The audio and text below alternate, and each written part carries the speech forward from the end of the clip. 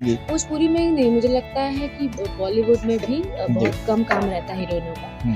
लेकिन बॉलीवुड में भी as a single solo heroine का भी बहुत सारी फ़िल्में आ रही हैं। तापसी मुझे बहुत ज़्यादा पसंद है बिल्कुल। क्योंकि वो सोलो हीरोइन बहुत अच्छा काम करती हैं। चाहे वो आप अपने बॉडी को लेके कह लीजिए या एक्टिंग को लेके कह लीजिए, आपको अपने ऑरा को थोड़ा बढ़ाना पड़ेगा। अगर आपको कहना है कि आप एज़ एन हीरो भी काम कर सकती हैं, तो आपको एक्शन भी सीखना पड़ेगा।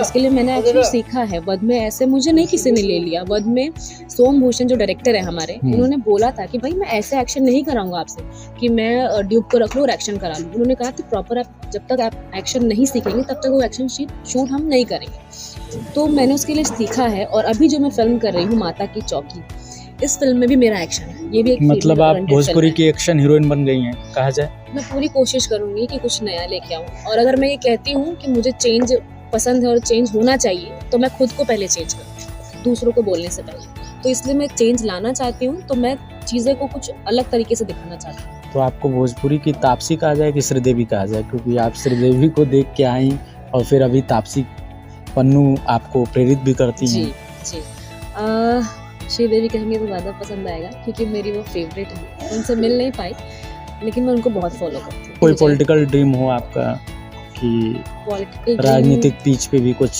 देखिए वैसा तो कोई ड्रीम नहीं है, लेकिन हाँ मुझे ऐसा करना है कि एक अनाथ आश्रम मुझे खोलना है। मेरा ये अभी से नहीं, मेरा वो बहुत छोटे से मेरा ये सपना था कि मैं एक अनाथ आश्रम खोलूँ, एक वृद्धाश्रम खोलूँ और मैं उन लोगों के लिए ही काम करना चाहती हूँ। मैं चाहती हूँ कि जो लोग असहाय हैं, जिनके पास कोई सहारा नहीं है, उनका सहारा मैं दूँ। तो ये थी हमारे साथ रक्षा गुप्ता। उन्होंने बहुत अच्छी बात कही कि जो प्राप्त है वही पर्याप्त है।